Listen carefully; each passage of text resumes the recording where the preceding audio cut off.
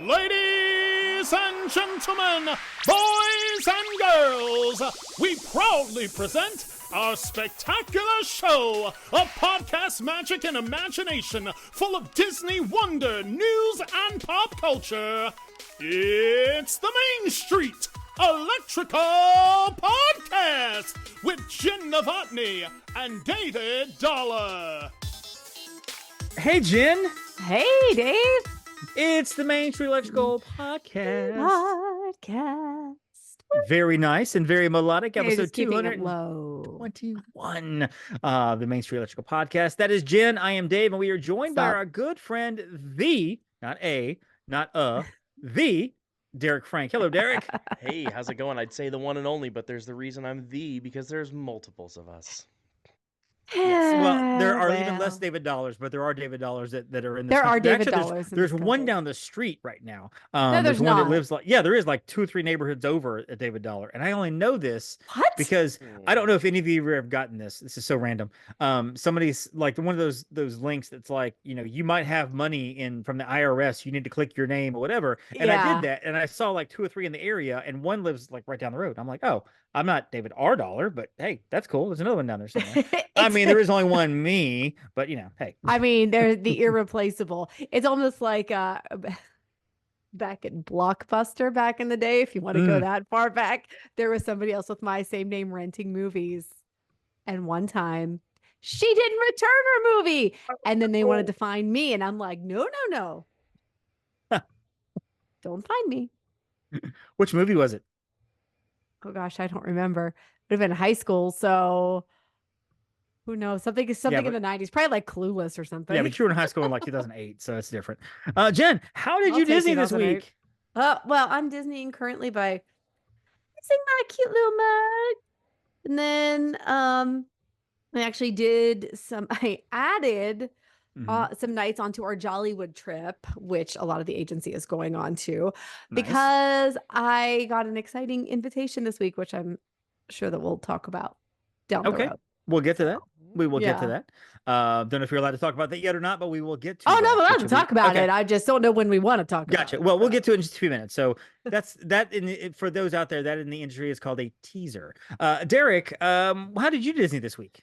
I Disneyed by shameless self-promotion here on my new channel on Let's Be Frank Travel. I've had a lot of questions about my after hours video. And nice. People wondering how that works. So I've been answering a lot of questions and getting a lot of private messages on, is it worth it? Do you have to buy park tickets? All of those things. Because I'm the after hours guy. If there's an after hours, I'm doing it. It's so good. There's a lot of them next year. The 3 parks, not Animal Kingdom, but Magic Kingdom, Epcot, and Hollywood. And I think it's Hollywood Studios that runs like through September. I mean, they've got parties all through the year.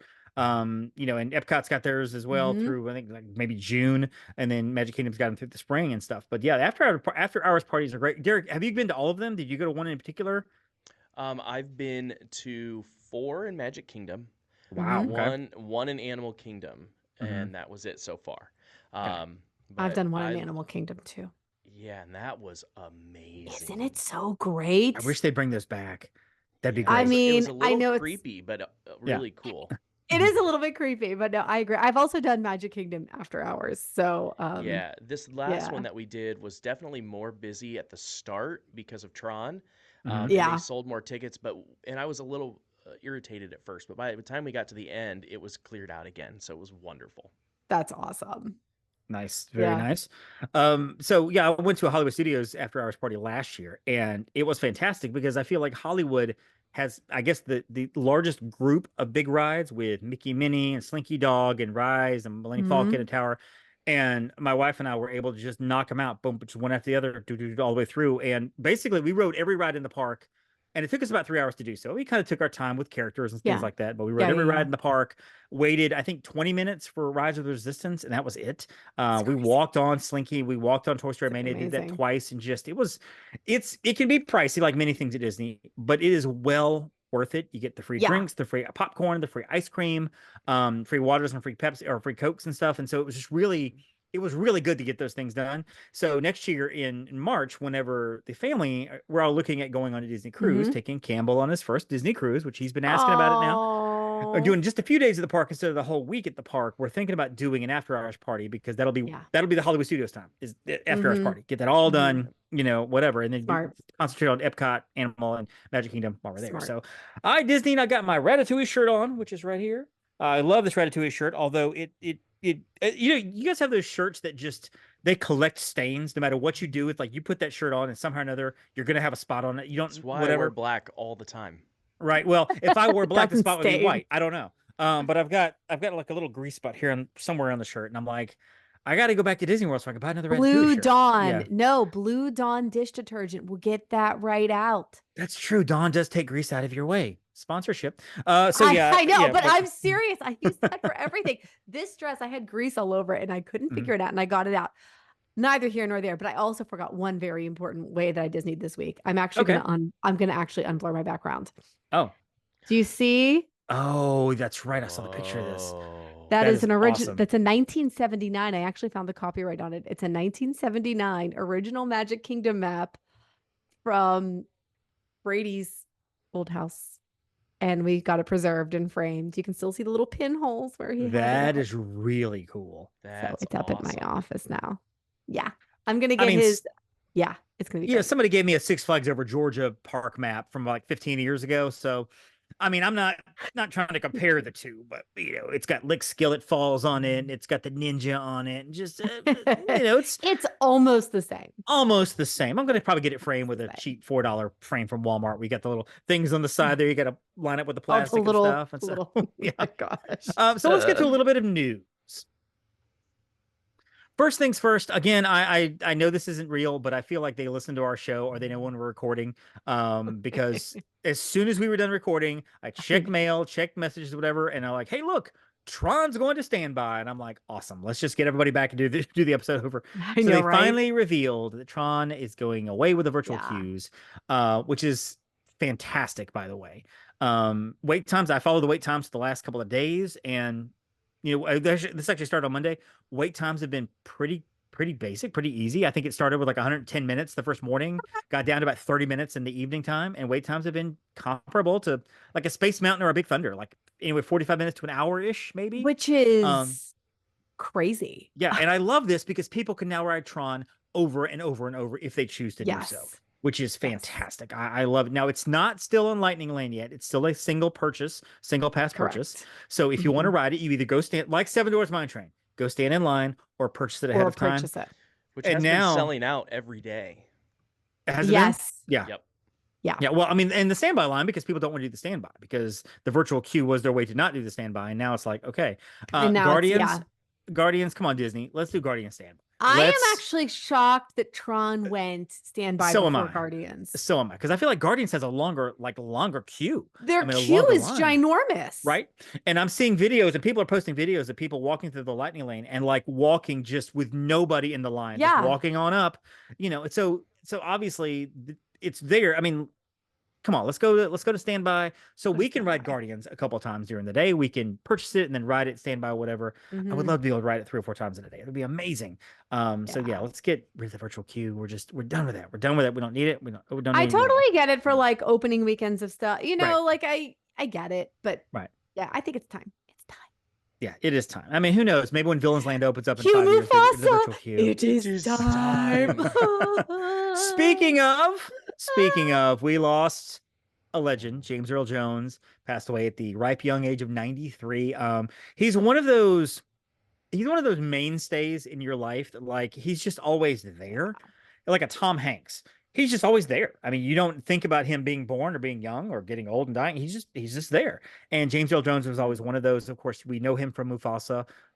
Don't remember who you are, Simba. There's that. Of course, Darth Vader. Who hasn't done that with their fan or with their hand over the mouth? Going, I just remember the Tommy Boy with Tommy Boy into the. Sorry. Well, I mean, I was listening to a podcast earlier, the Disney Unlimited, and they were talking about it, and they made a great point that, because the history shows, and Derek, you can correct me if I'm wrong on this, but David Prowse, who of course is the actor that actually played Darth Vader, the very tall guy in the suit, they had his voice originally as Darth Vader, and it didn't work. The voice was not very good, so they got James Earl Jones to come in and do the readings, and they were like, "This is our guy." And so for the last almost 50 years, that has been the definitive voice of Star Wars. That's the voice that we mock, I don't say mock, that's the voice that we imitate and make fun of, whatever. That's the voice we use. Everything from Toy Story, Zurg to whoever, Spaceballs, whatever, they've all based it around that voice. It's just the voice of a generation. It's amazing. And of course, he did Coming to America, which is fantastic. So funny. I love that. Field of Dreams, that's just down the street. Field of Dreams is Terrence Is that Mann. close to you? Oh yeah, Dyersville is not very far. Have you been from there? here. Have you seen the field? Of course. I used Of to go, course. I played on the field. Oh, that's awesome. I played a baseball tournament as a kid on that field. That's just one of those movies you can just go back to and just pop on anytime, just watch it. And it a bird's eye view, the movie makes no sense, but it's so good you forget all of that. You're like, it doesn't matter. That's what a good movie does, though. Yes. Like suspension of disbelief. And if it's a good movie, you can do that. Absolutely. And it's wonderful. So, of course, he was in Conan the Barbarian. He was in countless Gardens of Sun, countless other films as well. But he will definitely be known as Mufasa. He will definitely be known as Darth Vader. The baseball legend in Sandlot and Field of Dreams, and and it seems like an all around good guy. He's one of those you never heard bad things about. Theory. I love Big Bang Theory in that episode when Sheldon's like, he walks over and he's like, "Let me guess, you're a Star Wars fan." And he goes, "You want to know something? I'm a Star Wars fan too." And then they did like karaoke together.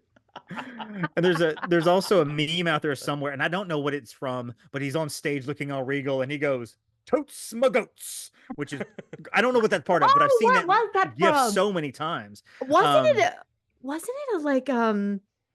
was it a commercial?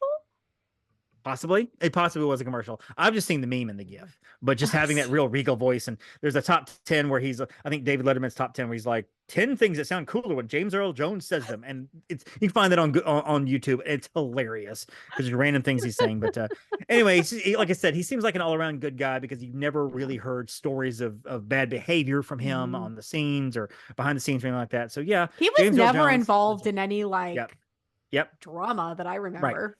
Right. So great actor, great voice. He definitely will be missed. Let's hope we don't have to do another one of those these obituary segments David, for a long time. Don't bring it up, Jen. Don't bring it up, Jen. Derek. I was just saying in general. I know you. I mean, there are many. You've done this before. I'm just saying there are several. You've done this on Living with the Landspeeder where you killed off a celebrity. It's not my fault. Don't say it. Don't say it. It's not my. We just have to be aware of the fact that Don't say it. Speaking of, by the way, Dick Van Dyke did win an Emmy. No. He did. He won an Emmy. He won an Emmy a couple of days ago. Our good friend and agent Jamie actually went to the Emmys, daytime Emmys or whatever. And no, this is the news story. He won an Emmy like a couple of days ago. He really did. Yes, and Jamie went to see. Jamie was there with her cousin to the Emmys. It was because he was nominated for one of the shows he works on. Yes, and so I'm looking to see what he won the Emmy for. I should know this. Let's see. He doesn't even have to be in something to win an Emmy. He should. Correct. Right. Basically, like if he's nominated, he should just win. That's how that works. I agree. I'm here for it. Let's see. Yeah. Dick Van Dyke did not win an Emmy last weekend. Didn't break any records. I don't even know. I think he was given an award or something. It was the Creative Arts Emmy. See, he did not personally win an Emmy. The Creative Arts. The confusion comes with the fact that that a special about Dick Van Dyke, CBS's Dick Van Dyke, 98 Years of Magic, did win an Emmy. So the special won an Emmy. Was about him. And they're showing him holding the statue. You know what? Give him all the awards. He's Dick Van Dyke. I mean, he can do anything he wants. It's fine. And basically, if he is not the status of legend in literally every category everywhere, then what are you even doing? Yeah, exactly. I mean, and he is. He's definitely a Disney legend. He's a legend to everybody else. And again, one of those guys that you just don't hear anything bad about. So, but let's stop talking about Dick Van Dyke before Derek says something drastic. Openings and closings. We just real quick, we'll run through these. Jungle Cruise is closed through October 17th. They are doing some refurbishments, whatever. Not be closed long. Of course, Test Track will not open again until next February or March-ish. We don't have a date exactly on that. Jenn, I'm sure will give it to us when we can. Blizzard Beach is finally coming back. Reopening November 3rd.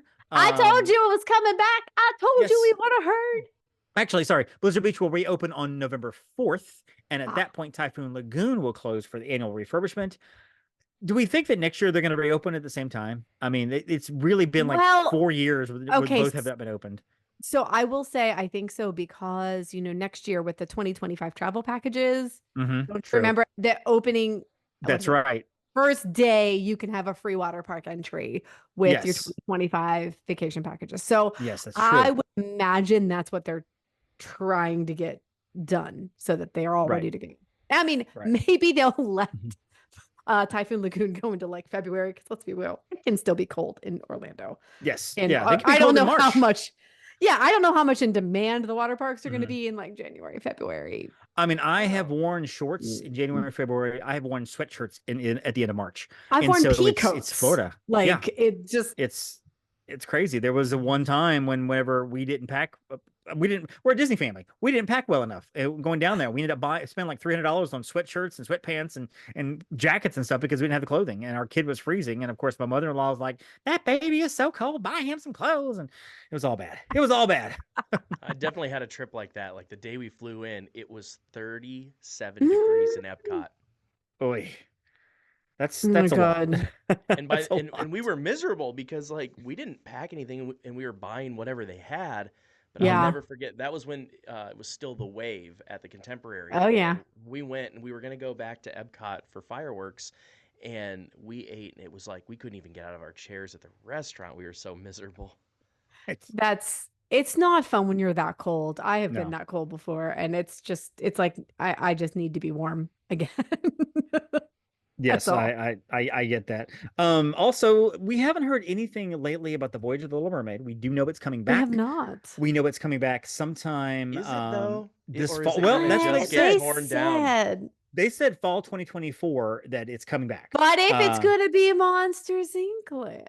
Exactly. You think though? I mean, I feel like that show because they would still leave it. The courtyard could start at launch. Yeah, it could.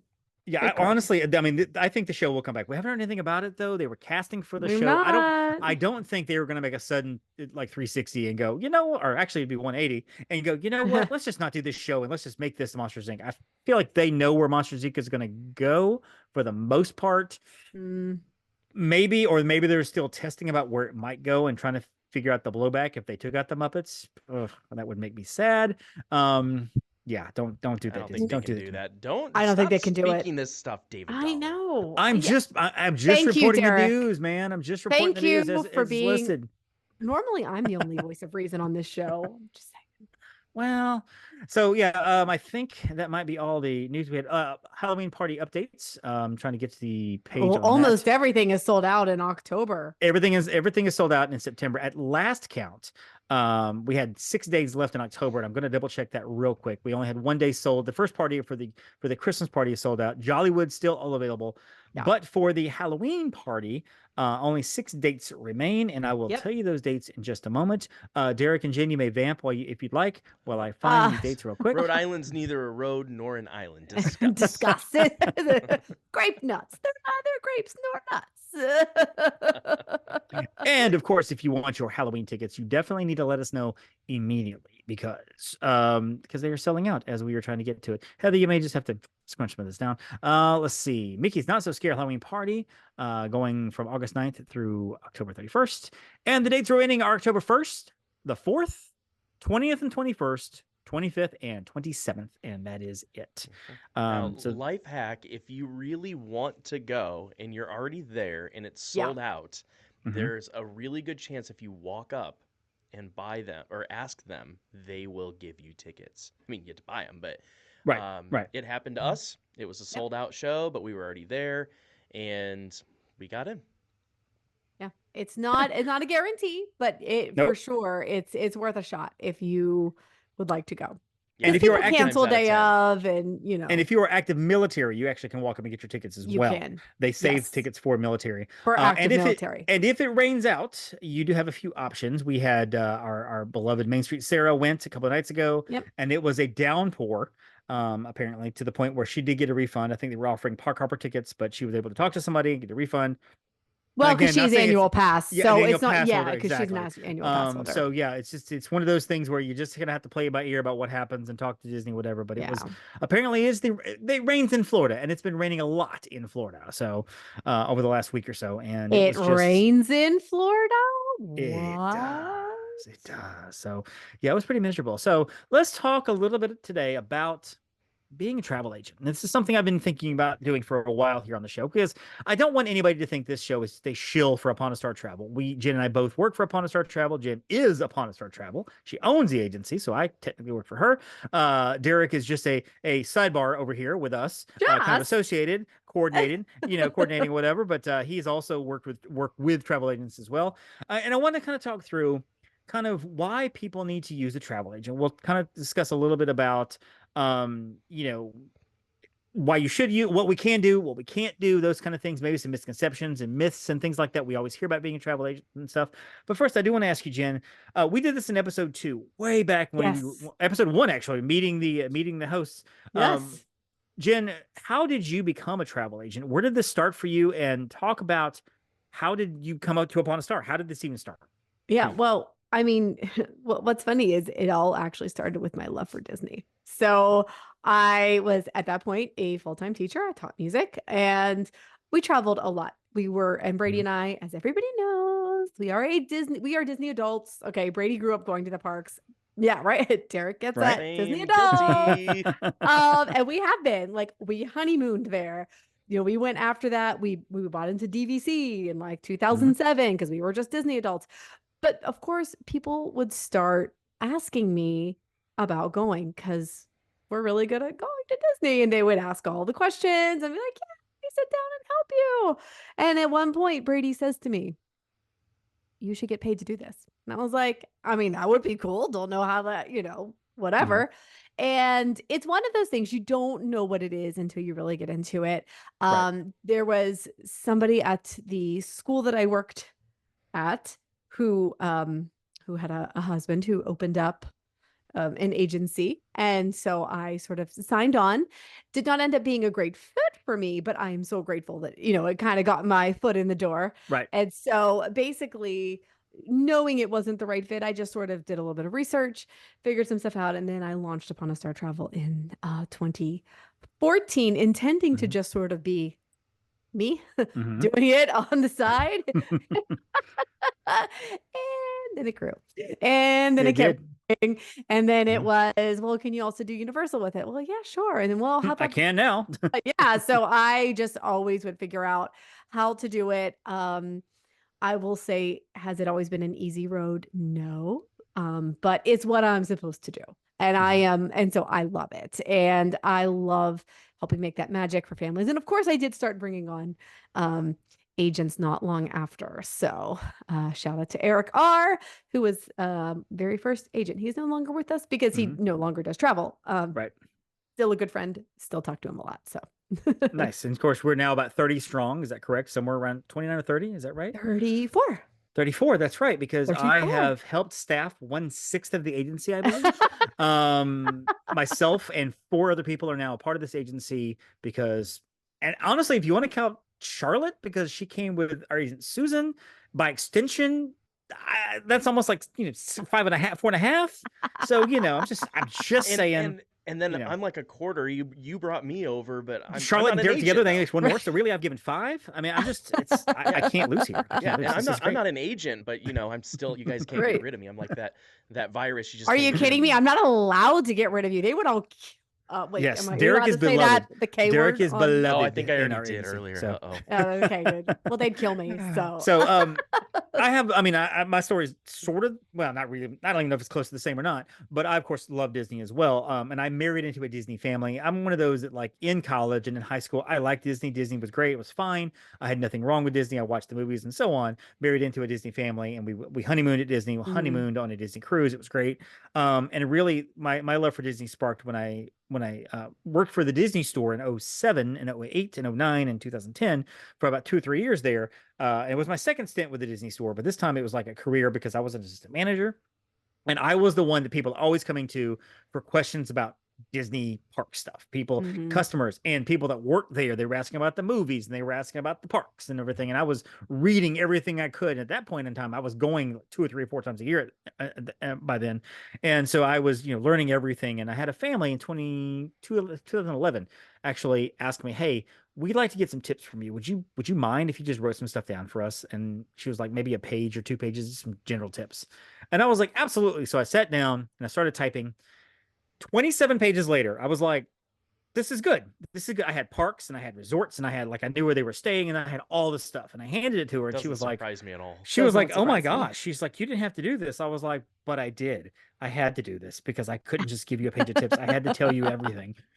And then she said, well, you should be a travel agent. And I was like, I probably should. And the Disney store here in Birmingham closed. It was the largest, it was the oldest store in the company. It broke my heart. It was a job that I loved dearly.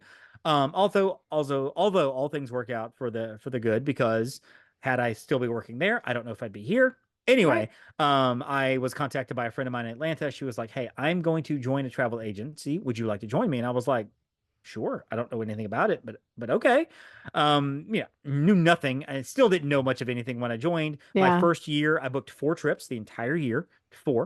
Four, and 2 of those were to, like, good friends of my in-laws, which I didn't really have to do much, whatever. And by comparison, I think a couple of days ago I booked 3 trips in one day. Not saying that I'm all that, but it's just, it comes in cycles or whatever. But and as yourself with your agency, it didn't work out as well. Same thing with mine. I helped start another agency, kind of helped start both of these actually, and that agency ended when the owner decided to do something different. And I had met Jenn in 2016. And Derek, I'm not even sure if you know this whole story. We do something called AEPs, Agent Education Programs. And Disney will send out to different travel agencies, hey, send 2 of your people, send 1 person, send 3 people or whatever to this thing. And the agency owner, like Jenn, will get to pick, who hasn't been in a while, who hasn't done certain things, who needs to go. And she will send people. Same thing with my previous agency is where I met Jenn. And we were actually sitting next to each other at Whispering Canyon. And I had gotten her name and she'd figured out who I was or whatever. And we talked about podcasts and I was like, would you like to be on my podcast? And she was like, sure. You want to be on mine? I was like, absolutely. So we became friends. And then I ended up booking some stuff through the agency, for some certain specific kind of trips. And then in 2019, I called her. I was like, hey, I'm looking for somewhere to land. Could I possibly join your team? And Jenn was like, well, I don't know. Oh my gosh. But she's like, I've heard some things. I've seen your picture at the post office. Exactly. So no, I've been with the team over 5 years now, and it's been, and like Jenn, I am exactly where I need to be. My wife and I had some thoughts about starting our own agency back when we were leaving the previous one. And my wife was very complimentary of the fact that we're here, because she's like, I would have to do most of the admin stuff. And I don't like to do admin because you certainly wouldn't do it. She's like, you wouldn't get your people paid, not because you didn't want to, but because you would just not get it done. And I'm like, you're right. So that's why we're not doing. That's why we're here. And Jenn, I will say, as the Upon Star travel agency owner, is the best agency owner you possibly could ask for. She is fantastic in every possible way. And takes care of her people. And she is beloved. She is beloved by everybody on the team. Lots of other agencies know her. They like her. They love her, in a way that I don't hear people talk about other travel agencies. So enough praise on Jenn. So let's talk about being a travel agent and why you should use a travel agent. Now, Derek, you did an entire video on this that we talked about before. Why, just for you, from the layman's terms, from your perspective as not a travel agent, why should somebody use a travel agent? Well, I'll never forget as a kid when we first started to really go to Disney more often. And as my parents wanted to have a really great experience for us, I don't know if every mall in the country used to be this way, but you'd walk through and they had like Gulliver's Travels. Oh yeah, something like that. Yeah. Yeah, and it was in the mall, and you go and Yeah. they'll book your trips for you. And it was like you walk past, and that was some great advertising because I don't even know if they're still in existence, Oh, but Right. they I'm did gonna go Google. everything. Yeah, you should. I'm gonna But go Google. that's how I got started with that. And I was a kid, so it's not like I was doing it, but I remember sitting there with my mom and dad, and like, oh yeah, I want to do that. And they're like, cool, this is how we can help you. So I always thought that was really cool. Well, then fast forward to Exists still. Oh, does it really? It Wow. exists still. Yeah, there we go. Okay. Wow. Sorry, Um, continue. yeah, so fast forward to like when I got into my corporate role where I was working with artists all over the world and having to schedule their travel and my own travel and different things like that. And I got to a point where I needed somebody to help me with some international travel. I didn't have the time and the bandwidth to do it myself. Yeah. And that's when I was reaching out to John because him and I were friends. We knew each other. It was before I knew David, and John's an amazing agent as well with a different company. Fantastic. Yep. Yeah. Love that guy. Yeah. And so I had him book some trips for me for my artist. And it was so great because there were problems. There were big problems. It was right after the pandemic. It was, there were still mask mandates, and these people were coming from France, and they had never been to the US before, and there were issues, and he fixed it. I didn't have to do anything. Awesome. Amazing. He took care of it. Now for that, and most of the time, like there's rarely a fee for the consumer that is booking. That one, we had to pay a little bit of a fee because it was just flights. But I'm talking negligible. It was like $50 or something very low. But the reason that was so important to me was because I couldn't focus on their travel and do my job and prepare for the event. There's no way I could have done it all, especially with stuff going wrong international. I didn't know that kind of stuff and what to do to fix it. He was on it and had it fixed in minutes. And I didn't even get contacted until after it was all fixed. Incredible work. So then I meet David and Jenn. I meet David first, and then he introduced me to Jenn. And the same kind of thing where my own travel stuff, I'm like, I just don't have time to do it. And we go to Disney all the time. It's like, oh, hey, you guys do it. Or the number one question I get asked, because I go to Disney all the time, is like, hey, can you give me tips? And that's why I started my new channel. But people are like, why don't you just become an agent? And I'm like, that's a really neat idea because I do have a lot of knowledge. I know this. But for me, I feel like what I do best is give you some tips, get you excited. And then on the business end, I send them to my friends that I trust. And when I have that trust in somebody and my friends actually get that referral, they trust me that like, oh, you're not just trying to make a buck off of me. This is what you would do.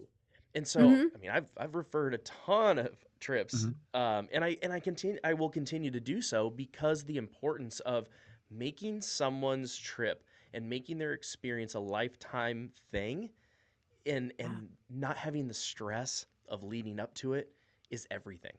And that's the long of why I think everyone needs to use a travel agent still. Yeah. So I'm sorry, Jenn, you were about to say something.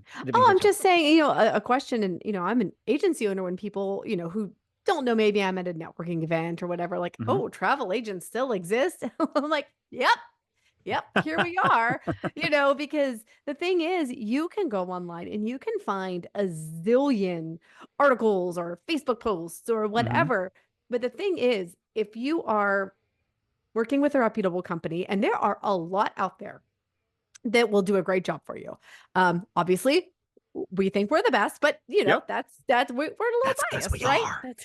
I think you guys are the best, and I don't have to say that. Like, that's true. I'll take I'm that. going to make my own opinions. Yeah, I work with who I want to work with.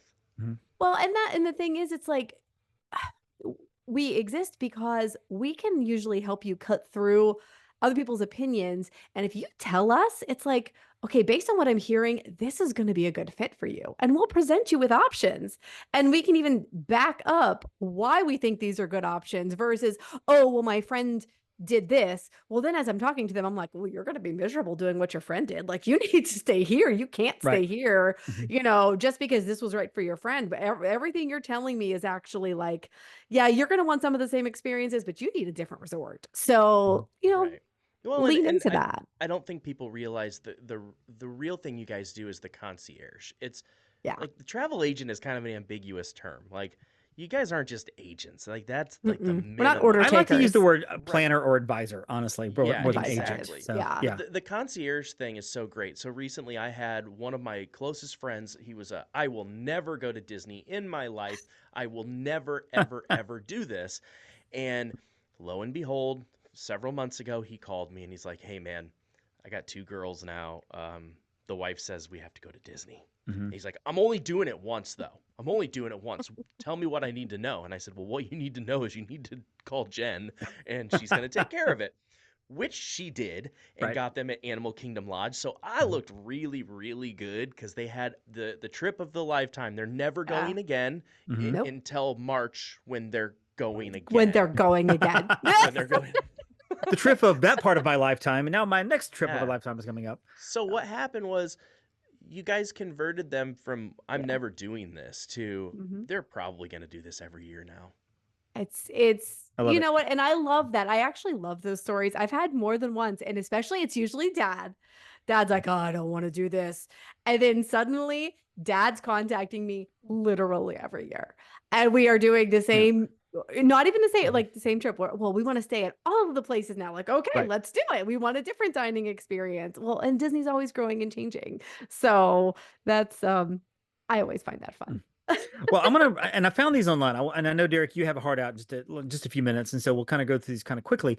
But and Jenn, you can kind of address some of these too. These are some myths I found online about travel agencies and about travel agents, and we can kind of address these because a lot of times I get some of these same questions, and you will need these questions too. Of course. The first one, the big one being, travel agents are just more expensive. If you go through a travel agent, you're gonna pay more than if you did it yourself.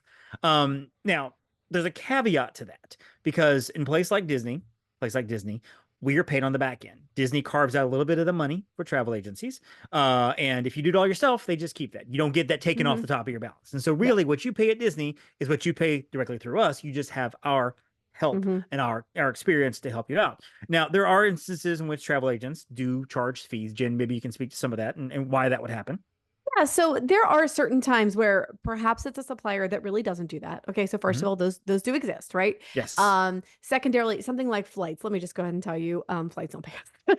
Yeah. And so, or you might want a super big custom itinerary somewhere. And can we do that? Absolutely, we can. Right.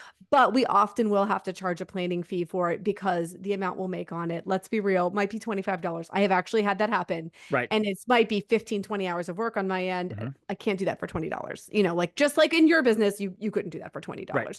That might be a situation where we have to charge a planning fee.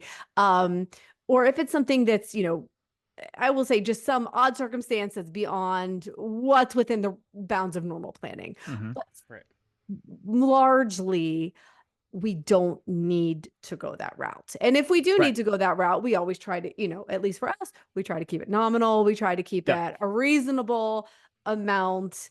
Because it's, it is a lot of work. It is hours of planning, and we love what we do.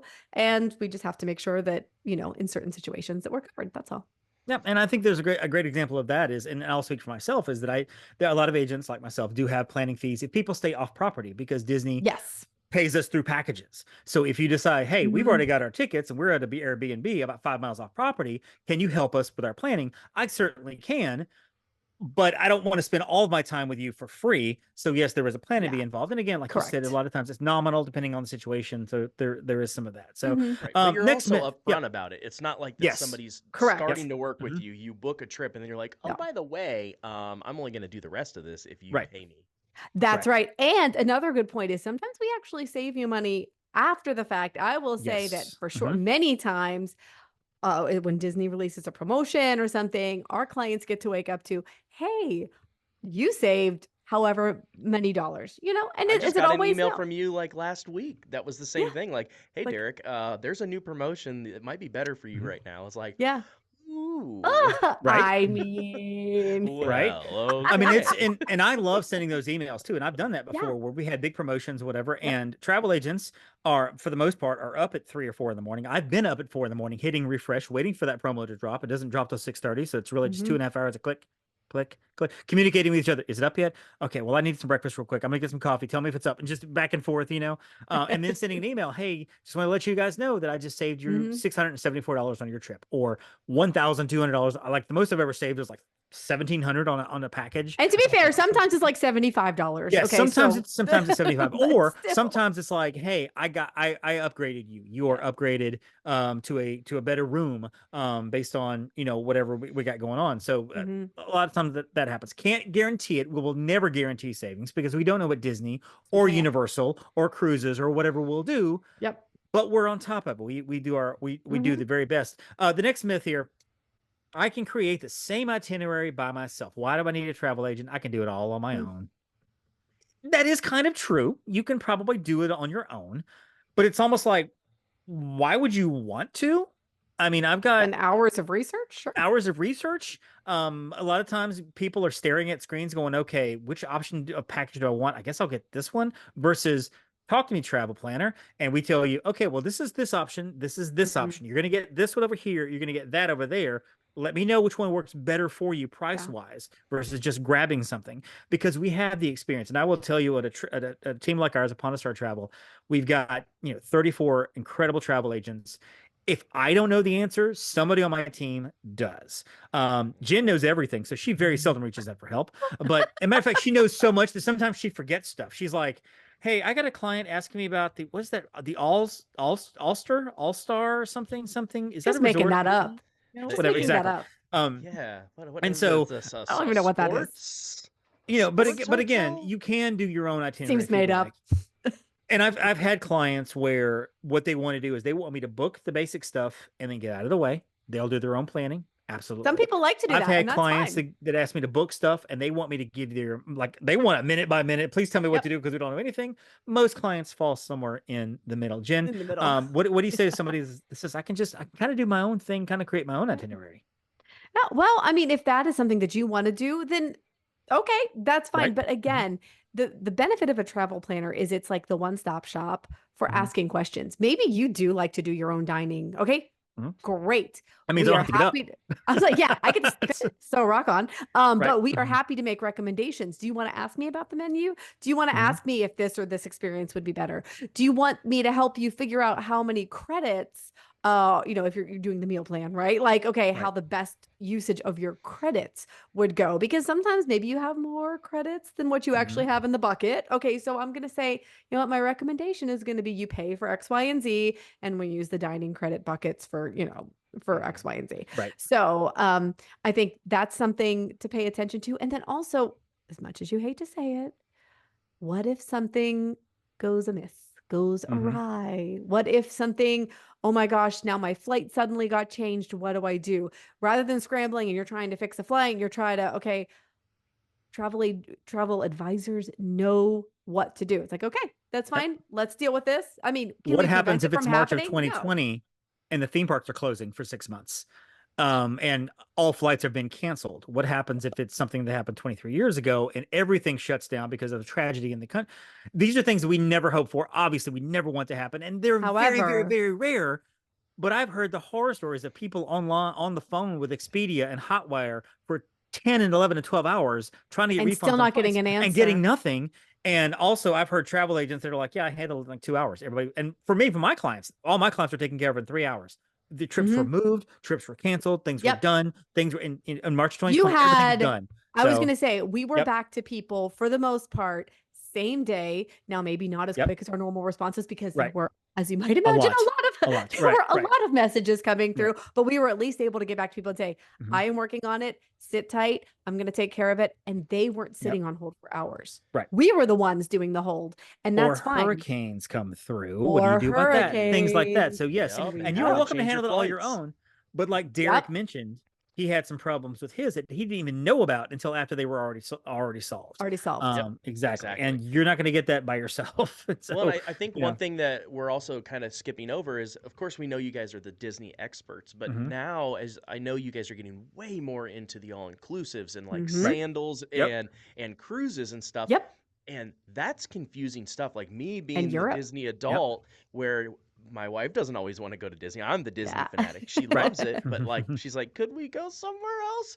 And I'm like, okay, maybe we look at like an all-inclusive, but like I don't know enough about them. I haven't been to one. So that's where you guys have been helping me, where you're like, oh, hey, we've been to this one, we've been to this one, they're great. Or like the cruises, where I know recently Susan was advertising some of the 6-man cruises, and everybody's like, what is that? And I'm like, I've been on 15 6-man cruises, and I'm like, even though I'm not an agent, your agents now have a connection to me who has been on 15 of those. So the expertise of other travel that people aren't used to, a lot of people do Disney a lot, and they might use an agent like once or twice, and then they think they're an expert, and then they realize, oh my gosh, this is a lot of work. But for me, it's that new travel that I'm the Disney guy. I know it. I'm comfortable with it. But I am not comfortable with all-inclusives. I'm not comfortable with cruises unless somebody else is booking it for me, like that I'm getting paid to be on. So that's where I think a lot of people are going to start, or need to start, leaning on an advisor. Because there's new travel out there, and even with like destinations to Disney and Disney cruises, that terrifies me. And and that's what we're here to do, is to take the guesswork out so that people feel free. That's a great point, Derek, to go and experience these new things, because you know what? People who love the parks, a Disney cruise is such like the next perfect step for them if they want something different. Like, okay, we want something a little more relaxing than the theme parks, but it's still that Disney bubble. I will tell you, that is Brady's favorite cruise, and we've done multiple sorts of cruises. He loves a Disney cruise because we stay in our magical Disney bubble, but it's more like chill. And it's like stepping outside the box while completely staying in the box, but while also staying in the box. Travel agents basically will sell you whatever package makes them the most money, as in selling new things you don't need, and that is definitely not true. It's definitely not true. Here's a little hit, because David books plenty of all-stars. Well, but here's a hidden secret too. When we save you money, and we always try to get promos on there, we make less. Correct. When I have a client, and I've had this before, where clients will tell me they're asking me about their dining packages, and like, which dining package do we need? Well, we talk about what they're looking for. Well, we want to do one character meal, and the rest we just want to eat when we can and go. Well, you don't need a table service meal. I would love to sell you one because I'm going to make more money in the back end, but you don't need that. So I'm not going to sell you that, because you need quick service, or you may not even need that. Let's talk about that. That kind of thing. We are specialized. And I know we're talking about, Disney a lot, but this goes to Universal. This goes to cruises and all-inclusives. And, if you're not somebody who drinks a lot of alcohol, you don't need the alcoholic package on Royal Caribbean. Maybe just the soda package, and just pay for a drink every now and then, and these are the things that we've learned, and we're not going to sell you anything you don't need. Well, and here's the thing. It's counterintuitive because, like, we sell you a bunch of stuff that you don't need. And we essentially, if we would make that up and be like, oh, no, you need to know this, when we haven't properly asked the questions, that doesn't give you the right experience. We want you to come back. We want to be those people that help you with everything. We love developing relationships with our clients so that we know, and can advise you properly to help you to continue have a good experience. So no, we're not going to just sell you something just because. Right. And how many times have you worked with somebody and then you've given them multiple options? Like Disney's a great example. Well, my friends that you booked their trip, they're once in a lifetime. You gave them the the all-stars, this and this, and they were kind of in the middle of like, we're going to do this. And then I don't know what you did to get them to I think it cracked. I found a promo, I think, on the lodge, and I was like, there you go. So it wasn't even that you were like, this is your only option, your only trip, you have to go big or go home. You were like, hey, this is what we can do. It didn't matter to you where they stayed. Now you wouldn't stay in some of those, but I don't even think one of those exists. Right. Yeah, exactly. But it was so reassuring to me, where I felt comfortable referring somebody knowing they weren't just going to get price gouged because it was a commission for you guys. Right. And there is a relationship part of it as well, especially with smaller travel agents like us, is when we made the connection with people, we get to ask those questions of like, well, what are we looking for? How long are we staying? Have you guys been before? Are your kids, are they thrill rides? Are they coasters, or do they like characters? Do they not? That kind of thing that I feel like you don't get a lot of, and I don't want to step on any toes here, a lot of box agencies or large agencies that don't or Mhm. have discount that services that discount. also sell groceries. Exactly. I don't know that I want to get my I know week what you're long talking about. Royal Caribbean trip at the same place that I can get motor oil and toilet paper. I'm not I sure. Like, I can't sell mean, you Quilted Northern and I can't sell you Pennzoil, but I can sell you an amazing Royal Caribbean trip. and be And here to so answer all your questions, and you can exactly. get the same I person every time. I Ooh. earned a client once because I was at a birthday party and somebody called me. I stepped out of the birthday party and they said, "Hey, I've got some problems with my trip. Can I talk to you for a second?" And I'm like, "Well, it's not my trip, so I don't know what I can tell you." And they said, Yeah. "Well, my problems are I'm working with a discount store and they're not returning any of my phone calls. It's Saturday and I can't get anything done and I've got a real crisis on my hands here." And I was like, "Well, I can help you, but I kind of have to take this trip on." And she's like, "I will book with you right now. I will, if you can duplicate this trip for me in like 5 minutes, I will put the money, whatever." Earned a client and I booked Okay. her several times because that was available.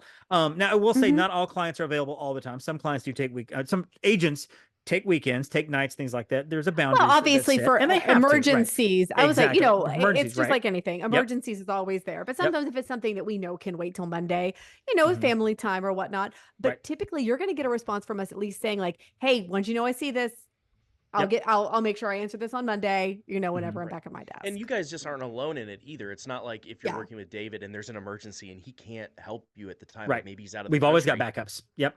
Hmm. Yeah, and I Always know have you guys do backups. that all the time. That's Hmm. Right. huge. That is so huge. Where I have seen some other agencies Hmm. where they don't even know each other. They Right. have Hmm. no idea who the other Hmm. agents are. Um, Yeah. I could give name. I'm not going to do that, Right. but that is a You give names very too. yeah. Mhm. That's a very real thing. And Yeah. at that point, yes, everybody has their niche and what they do. But if you're having a real emergency and your agent or your person isn't available, you're in a lot of trouble. Right. And Hmm. if they don't have an option for you to talk to someone else, you're in some trouble. Yeah. I will say that we have definitely had people who will call maybe the main line or, sidebar. And I will use today as Hmm. an example. We have an agent out at sea and there was Hmm. something that popped up on a reservation. Hmm. It is time sensitive. I understand why the client was very like, and it wasn't anything we did wrong. Let me just very, very Hmm. clearly put that out there. This Right. was like a weird tech glitch thing. She has no cell service, but she got me the message and I took care of it in about 10 minutes and was able to Hmm. say, hey, email her back. Everything's good. Everything's fine. We were able to take care of it. And how much did And you we charge do them for that, Jen? a big old fat goose egg Right. that sure cost them Right. nothing. Hmm. Exactly. Yeah. And we Exactly. all cover for one another. Yes. All 34 of us. I've made many payments and I've handled many things for other agents, and Yes, I've had them handle things for me to the point where I was absolutely. actually in the park and I called an agent. I was like, "Hey, I need to get a trip moved," and they need to move it today to another like a couple days Yep. ahead of time, whatever. 5 minutes, 20 minutes later, she called me back. She was like, "It's done. Thank you. I'm going to test track." And so Yep. it was perfect. It's That's what we perfect. So, do. final question, Jen, and Derek can Hmm. answer this too. How does somebody find a good travel agent? They can just type in travel agent on Google, but how do they know when they're Oh, working with a good travel agent versus, okay, this girl's yeah. kind of sketch. What do I do here? I Yeah. mean, I mean, obviously the easy answer is always look at reviews, right? I mean, mm-hmm, you can right, always look if you go to Google reviews on Upon a Star Travel, you can see several, I think we have 50 some right, Google reviews, yep, which are thankfully all 5-star. Yay. Okay. yay, Um, but all obviously ask your friends for recommendations. Have they had a mm-hmm, good experience? Have they had a bad experience? Word of mouth is always our best friend. And we covet those word of mouth recommendations. That there is nothing better than when you're like, I had a great time and I want you to have a great mm-hmm, time too. yep, So that is a couple ways. Derek might have a couple of other things, Yeah, but I mean, mine is the relationship building. Is yeah. I didn't know who you guys were, and then I met Mm-mm. David at an event, and I was like, man, mm-hmm, this guy is funny. He's like into the same things I am. We hit it off immediately, like we were friends immediately. mm-hmm, Hmm. And then he was like, oh yeah, this is what I do, and I'm like, oh yeah, I know a couple agents, and he was like, oh, you need to meet Jen, and I met Jen, and Yeah. instantly I was like, this doesn't feel the same. It doesn't feel like any of that. Yeah. mm-hmm, Never once was I pressured at all. But also, as we developed a relationship, Hmm. that's when I really saw like what you guys did and what you did differently, and maybe not even different, but what you did better. And that was what was so important, is that there's a lot of people that are doing it. There's a lot of people that are doing it well. Of course. But how many people are continuing to get better? And that's what I think Upon a Star does so well, because I've been to some of your events where you guys have invited me out and seen the training process you go to. Like, how many agencies don't even have training? Or it's like, here's some online modules. Right. Most of them, folks. Even the ones that are official. And this is not, again, this is not me being a paid person. I'm just a friend of theirs, where I see this firsthand, and I don't want people to take my advice and have a bad experience. That's why, like, I do influencer stuff. I have brands that contact me all the time, but I can't work with certain brands. Like, I can't work with things like Schmo, because of those reasons. Because if I had a friend or even somebody that saw me online asking my advice, and I gave them this advice because I got a kickback on it, which I don't get a kickback from you guys, and I don't want one. Right? Not at all. But if I got a kickback from it and somebody had a horrible experience, that's on me now. Sure. Right. So, long story longer, relationships. Yeah. It's all about the relationships. Absolutely. And I agree with all that too. And you're working with a lot of times you just need somebody to help book your trip and answer some questions. And that happens sometimes. And I do sometimes, where when we're done, like, I don't really know much about you. I've asked some questions, you've asked some questions, and you went on your trip and everything was great. Other times I've built relationships with clients that I've booked 3, 4, 5, 6, 7, 8 trips for them. When I first started, I had booked my one client like maybe the third time. And she made a joke about how, when I book 10 trips, I should get one free. And I'm like, I don't really want to do that, because that's eventually going to happen. And I've got 3 clients that I've booked over 10 trips for. And I'm like, I don't want to ever offer that, because, I'd be like, no, that's, you want to stay at All Star it's not a Flights? punch card. Yeah. It's not like a cup of coffee that's like $4. Exactly. So, and I will say this, not every person is going to hit it off with every single travel agent. Sometimes you're looking for things that maybe we can't do, or maybe certain travel agents can't. Like, there are certain trips that I won't book because I'm just not comfortable with booking it. But I know great agents who do book them. But you would say, like, okay, you know what? I can't do this one because I just don't sell this location. But then you might say, oh, Valerie, you booked this one. Hey, can you help my client with this one? Yes. I mean, I will never just tell you no and slam the door. I will tell you, this is where we need to go here. And I know this whole thing has sounded like a great sales pitch for Upon a Star, which Derek has done a great job of that. It should be a sales pitch, though, because if it's not sales, that's when you're selling the right way.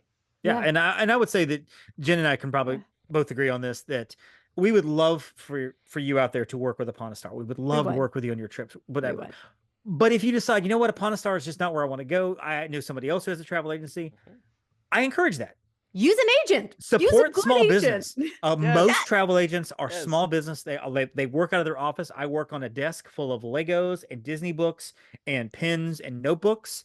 And Jenn has little office that I've seen from other companies on your show. Exactly. Absolutely. And that should tell people what they need to know. I want they're all of not us, our competition. Right. They are not our competition. All of us to make as much money as possible. Everybody. Absolutely. Except for the really bad ones, but everybody else to make as money as possible. And so, hopefully we answered some questions out there. It's maybe cleared some misconceptions. Derek, you have any final thoughts on working with a travel agent? Yeah. If people really want some like honest opinions, feel free to contact me and ask me like my experiences and why I still use an agent for myself. Somebody that traveled, I was doing over 100 days a year on the road, and I still trust an agent. So if people really want to know, in my unbiased opinion, ask me. I will say this. And Derek's not paying me to say this either. Derek is such a wealth of knowledge on so many things, and he is just truly a stand-up individual. He said to me after he met Derek, David Dollar, he's like, I just feel like you guys should meet. Like, I just think that you guys could really, collaborate. And I was like, okay, yeah, sure. And I talked to Derek. I was like, he's just a good guy. Jenn called me later and she was like, he is really cool. I like this guy a lot. I was like, are you talking about Derek? She's like, yeah. Same guy. So Jenn, final question for you. And this is something we get asked a lot, so we don't have to spend a lot of time on it, but What if somebody wants to be a travel agent? Now, that's a hard question for me because I'm like, our team is kind of full. So I don't want to be like, come join our team, because then by not saying that, I sound exclusive. But at the same time, I don't know. I don't know what to tell you. Jenn, how do you address something like that? How does somebody become a travel agent when they ask that question? What do they want? Well, a lot of times it's because they love the product. If I'm being honest, it's because like, oh my gosh, I love Disney. So I want to, plan Disney travel. It is not always that easy, unfortunately. I mean, I think that there are people who are built to be a travel advisor, and there are people who are built to be a Disney fan. And sometimes that shouldn't mean, like Derek knows, he's like, I'm built to be a fan and use a travel advisor. I'm not the person to come to, because it is a lot sometimes. Some days there's a lot. So I would say make sure that it is more of a sales job, right? It's not it can be an office job and with it's flexible an office hours, job but office job. Correct. Kind of and flexible-ish. Because you have to be ready if there is an emergency or if something comes up. So also, it's not just I know we make it look like we're just on the road all the time, and we don't let them fool you. They do a lot of really cool stuff. We do, but we're usually working at some point. Like I will tell you, I had working. We're working. It's work, I swear. I mean, I have sat at Pop Century with my computer booking trips. I have sat at Pop Century early in the morning at 6 o'clock in the morning doing dining while my family slept, or late at night. Jenn, have you sat at Pop Century doing work? No, I don't know what you're talking about. As far as she's concerned, I've sat at the Contemporary doing work, though, straight up. The Skyliner stops at Caribbean and doesn't go anywhere else. Actually, no, it goes to Hollywood. That Hollywood and Epcot. That's it. Doesn't go anywhere else. But no, like my day is mostly full of emails, just answering questions and making payments and things like that. For all the trips I get to go on, probably 5% of my job. The rest of it is just, I don't want to say administrative work, but it's really just reaching out to people and talking to people, talking to Disney. And we know that the technology doesn't always work. So, that's frustrating because you spend hours on hold. I have spent, I think my record literally, mentioned this before, was 9 hours on hold for one phone call with Disney for a 20-minute phone call. Whenever promos drop, again, sometimes the tech doesn't work, so we get on the phone. I had to call this morning. I was on the phone at 6 a.m. I was up early, up late. So there is a lot of that as well. So, don't just walk in here thinking, I'm going to sell some trips with some friends, and then get to go to Disney. You got to build your client base, which again, the first year. And that takes some years. time. So it takes not, years. It can take years. So, well, it can. Yeah. It can. I mean, unless you're Jenn, who just had everybody flock to her immediately. But it takes a while to build a reliable client base where you can lean on and they come back to you or whatever. So anyway, good discussion. Good. Yeah, good very good. Derek, where can we find you, and let's be frank, where can we find you?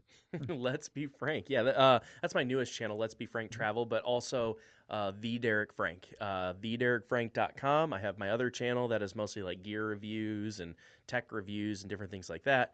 But yeah, Let's Be Frank Travel is my new one that I'm getting going, and it's gone really well, and I haven't put a lot into it yet. So I'm like, I guess I need to focus on that a little more. Well, all right.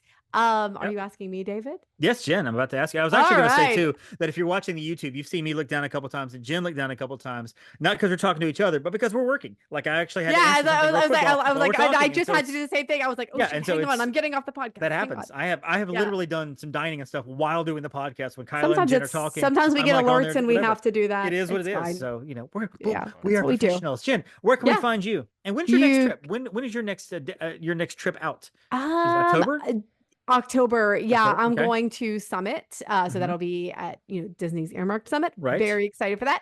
And then I'm heading to Mexico the week after that. And then I just am very I was gonna say, and the new one you got coming up is which is the reason I extended my December trip. Because I am very grateful to have been invited on one of the Shakedown cruises for the Disney Treasure. What is a shakedown cruise? What does that mean? Shakedown cruise, they always do several sailings that it kind of allows everything to literally shake itself down, basically. Actually settle, before they have the official first sailing.